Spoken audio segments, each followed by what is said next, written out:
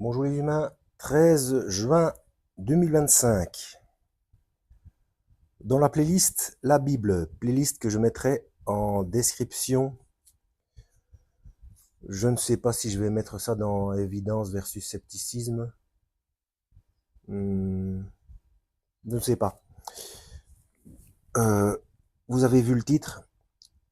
Même Jacques se trompe. Donc comme j'avais dit, même David se trompe. Hein, donc preuve à l'appui dans les Écritures. Hein. En fait, c'est tout ce qui contredit l'enseignement de Yeshua, du Christ. Hein. Alors, je vais m'attaquer à Jacques parce que je suis en discussion depuis deux, trois messages avec un frère sur Facebook et on est en désaccord. Enfin, pour une chose, on est en désaccord, pour une autre, on est en accord. Alors, là où on est d'accord, et moi il se trompe absolument, c'est dans Jacques. Tiens, bientôt, j'ai tellement de marque-pages que bientôt je vais pouvoir en vendre. Alors, donc, Jacques chapitre 5, versets 14 et 15. Quelqu'un parmi vous est-il malade, qu'il appelle les anciens de l'Église et que les anciens prient pour lui en appliquant de l'huile au nom du Seigneur. La prière de la foi sauvera le malade et le Seigneur le relèvera. S'il a commis des péchés, le pardon lui sera accordé. Alors là, manifestement, Jacques est resté dans le judaïsme parce que on peut lui verser à cette personne autant d'huile qu'on veut sur sa tête et prier autant qu'on veut. Euh, Déjà, si c'est dans le plan de Dieu qu'il reste malade, il restera malade. Ça, c'est une chose, parce que on ne peut pas changer, on ne peut pas modifier le plan de Dieu. Donc là, il faut se référer à ma vidéo. Pourquoi prier pour la paix, pourquoi prier pour la guerre, pourquoi prier pour les malades. Enfin, vous mettez ce genre de titre avec mon nom derrière sur YouTube et vous tombez sur la vidéo. Hein. Euh, voilà. Et donc, si cette personne, donc en plus, enfin, surtout, c'est s'il a commis des péchés, le pardon lui sera accordé. Euh, le pardon lui sera accordé si lui se repent, pas si quelqu'un d'autre prie pour lui. Vous voyez? Donc ça, c'est un restant de judaïsme que le catholicisme a repris, surtout à partir du verset 16.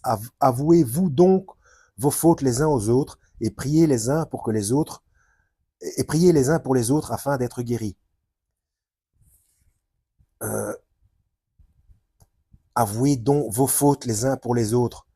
Donc ça, c'est repris par le catholicisme, ce qui a donné la confession. Hein. Voilà, la confession face à un prêtre, à un curé, tout ce que vous voulez. Alors que c'est avouez-vous donc les uns les autres vos fautes. Donc quand on a fait du mal à quelqu'un, on va lui dire, écoute, je t'ai fait ça, je te demande pardon. Voilà, c'est entre les protagonistes et le Seigneur. Personne n'a interféré. D'ailleurs, on a bien vu que, comme toute institution, le catholicisme, comme tout à partir du moment où on monte dans les grades, etc., ça devient politique, ça devient un système mafieux, et donc il y a des tensions qui se font, des gens qui profitent de connaître certains secrets pour pouvoir faire pression. Donc, c'est bien, avouez-vous donc vos fautes les uns les autres. C'est les uns les autres. Donc, c'est à chacun, bon, on a fait quelque chose à quelqu'un, on va se mettre en ordre avec lui. D'ailleurs, allez voir ma vidéo, le pardon. Voilà, le pardon. Et là, je décortique bien la chose. Hein. Donc, en ce sens-là, Jacques se trompe, oui. Par contre, je crois que c'est chapitre 2, verset 26. En effet, de même que le corps sans esprit est mort, de même la foi sans les œuvres est morte. Les œuvres ne sauvent pas. Ça, c'est un. On est d'accord.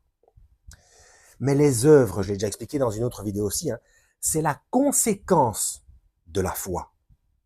C'est une manière d'être. D'ailleurs, qu'est-ce qu'une œuvre? J'ai déjà expliqué que le simple fait de porter sa croix, c'est-à-dire être en guerre contre soi-même, comme Yeshua l'a préconisé, être en guerre contre soi-même, donc c'est-à-dire concernant la, la guerre contre sa chair, donc contre le péché, enfin pas que la chair, contre l'esprit aussi, avoir de mauvaises pensées, avoir du ressenti négatif pour quelqu'un, etc. C'est un véritable travail. C'est déjà une œuvre en soi. Alors, est-ce que dans le texte original, est-ce qu'il y a un mot différent, hébreu, araméen ou grec, selon l'endroit de la Bible, hein? Est-ce qu'il y a un mot différent pour les œuvres de bienfaisance, on va appeler ça comme ça, que pour cette œuvre-là d'être en guerre contre soi-même? Parce que c'est aussi une œuvre. Bon, c'est un sacré boulot, hein. Donc voilà, est-ce que ça c'est une question, mais on sait que c'est pas la même chose. Donc commencer à, à utiliser tous ces biens matériels pour nourrir les gens, etc. Ça ne sert strictement à rien si on n'a pas la foi, si on ne reconnaît pas Yeshua comme Seigneur et Sauveur, son sacrifice, qu'il est mort, ressuscité, etc. Tout, toute la chose au complet, hein. Donc ça ne sert à rien. Et que si on n'a pas les moyens de donner à manger à tout le monde, ou qu'on n'est pas dans cette situation, ou que ceci ou que cela, c'est au quotidien. C'est œuvrer au quotidien selon les situations, etc. Alors, ce frère m'a dit que c'est une erreur de Jacques de dire ça, que la foi sans les œuvres est morte, parce que ça voudrait dire que les œuvres sauvent. Non, non, les œuvres ne sauvent pas. Mais c'est une conséquence. Si on n'a pas ces œuvres-là, c'est-à-dire être en guerre contre soi-même et et ne pas lutter contre soi. Enfin, vous voyez ce que je veux dire, hein, que ce soit en esprit ou contre la chair, et que pour éviter ça, et on a une foi inébranlable, hein, que pour éviter ça, on se confine pour ne pas se retrouver dans une situation où on aurait besoin de faire des efforts. Donc on est en fuite. Donc déjà, cette première situation-là, ou la seconde situation, c'est que même si on est né de nouveau, donc on a la foi, donc on est blanchi, on est sauvé, etc. Ben, si on est né de nouveau, donc c'est qu'on a reçu l'Esprit Saint, c'est qu'on a reconnu tout ce qui concerne Yeshua, sacrifice, résurrection, Seigneur, etc.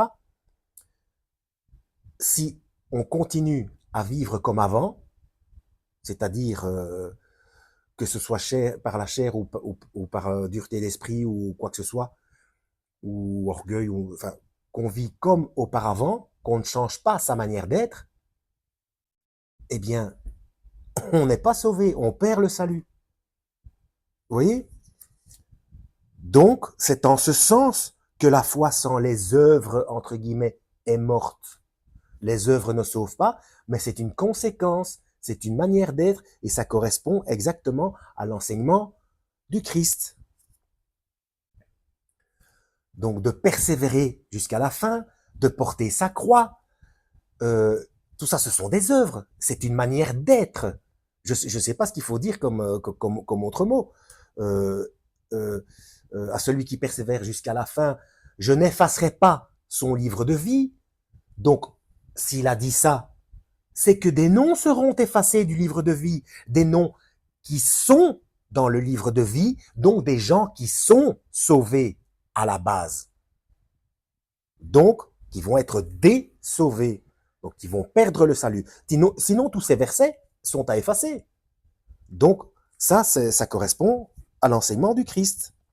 Voilà, il faut bien faire la distinction. C'est ce dont j'ai parlé dans certaines vidéos. Le principe du en même temps. Pour ceux qui pensent que ce n'est pas possible, non, c'est soit une chose, soit l'autre. Non, c'est de la dualité, c'est de la, est-ce qu'on peut appeler ça de la bipolarité? Non, je parle pas de la pathologie, hein. Enfin, c'est soit ça ou soit, non, il y a des choses qui sont en même temps. Et ça, je peux pas l'expliquer, c'est un ressenti. Ce n'est pas parce qu'une chose a l'air d'être le contraire qu'elle est son contraire. Ça peut parfaitement être complémentaires. Il y a plein d'exemples comme ça dans la Bible. Ce qu'il y a aussi, c'est une application entre un ordinateur analogique et un ordinateur quantique. C'est un système binaire, donc les 0 ou 1, donc les calculs se font 0 ou 1, donc c'est soit ouvert, soit fermé. Dans un ordinateur quantique, c'est à la fois ouvert et fermé en même temps. Je peux pas le dire mieux, c'est factuel, on l'utilise maintenant. D'où le calcul qui est accéléré de manière exponentielle. Alors après, il y a un choix qui se fait par l'ordinateur et il ne fait pas des erreurs pour autant, au contraire. C'est Et donc là, j'en reviens à l'intrication quantique. Donc il y a une sorte de télépathie. Donc il y a une sorte de conscience. Je suis désolé, c'est factuel, c'est factuel. Donc sans la foi sans les œuvres est morte. Oui, oui. En cela, Jacques ne se trompe pas. Par contre, il se trompe comme j'ai expliqué en chapitre 5, versets 16 à 18. Hein. Là oui, là il se trompe. Donc ça ne sauve pas, mais c'est une conséquence de la foi. Donc les œuvres toutes seules, elles ne sauvent pas. Mais si on n'a pas les œuvres, eh bien, on n'est pas sauvé. Alors que c'est la foi qui sauve. Parce que c'est la foi qui a sauvé. Mais après, on rejette les directives du Christ concernant son comportement. Enfin, je sais pas, pour moi, c'est clair comme de l'eau de roche. Hein. Bref, en espérant avoir été utile. Donc, quelqu'un qui se confine pour éviter d'avoir des tentations, par peur de se retrouver face à des situations où il va chuter, eh bien, celui-là, pour moi, il prend de très gros risques, parce qu'il y a des moines qui font ça, des moines et des bonnes sœurs, etc., qui s'isolent. D'ailleurs, ils font toutes sortes de vœux. Bon, donc, pour éviter. Bon, après, ils font d'autres choses, des œuvres caritatives ou je sais pas. Enfin, j'y connais rien. Je connais pas ce milieu-là. Je l'ai jamais fréquenté.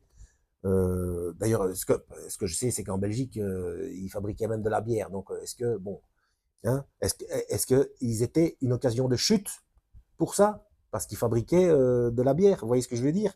Je sais pas. Hein. Est-ce que c'est comptabilisé comme ça? Je ne sais pas. Alors, ou comptabilisé, ou reconnu comme ça.